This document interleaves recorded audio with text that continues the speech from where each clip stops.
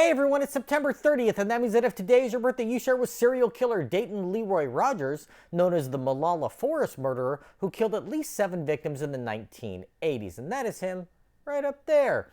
Rogers was born in Idaho in 1953, and his family moved to Oregon when he was a child. His legal problems began in his teenage years when he was caught trying to shoot out the windshields of passing cars at the age of 16. He managed to keep it together for a few years after this incident, but when he was 19, he was arrested for stabbing a 15-year-old girl while on a date with her. To complicate matters further, Rogers had been married to another woman for a month when he committed the act. He pleaded guilty to a lesser charge and got 4 years probation.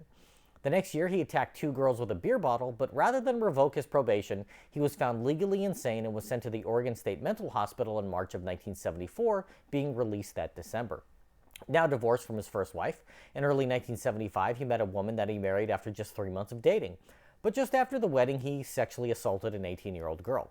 He remained free on bail while awaiting trial, and during that time he raped 2 other girls. This ultimately led to his parole being revoked for the knife attack, and he received a 5-year sentence behind bars for his actions. Rogers was released in 1982 and became a mechanic, and a year later his parole supervision was lifted. At this time, several sex workers, ranging in age from 16 to 35, went missing in the area, with their bodies later discovered in a remote portion of the Malala Forest. In 1987, a woman with stab wounds fell out of Rogers' truck in a Denny's parking lot.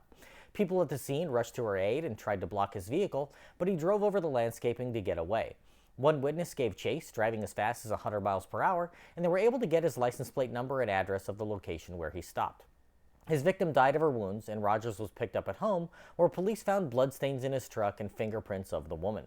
Several prostitutes came forward to report that he had attacked them over the previous year, and that they were lucky to have escaped with their lives. While he was locked up, the graves of 7 victims in the Malala Forest were found, each showing signs of torture and mutilation that matched the victim in the parking lot. Some were missing their feet, and one was sliced open from her genitals to her chest. Rogers was initially tried and convicted of the lone murder where he was seen with the victim, to which he claimed self-defense, saying that the woman had attacked him with a knife. He said that she attempted to rob him while she was nude, necessitating his 11 stab wounds. Jurors rejected this argument, and he was convicted of murder, being sentenced to life in prison. In 1989, additional charges were filed for 6 of the 7 women who were found dead in the Malala Forest, and he was convicted of those murders and sentenced to death.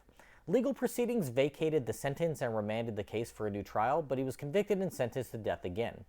His sentence was overturned 3 more times, and as recently as November of last year, the courts have required a new sentencing hearing due to legal changes in the state. Rogers currently sits on death row in Oregon, though it seems unlikely that he will ever be either executed or released. And to Dayton Leroy Rogers, I say, happy birthday, you bastard.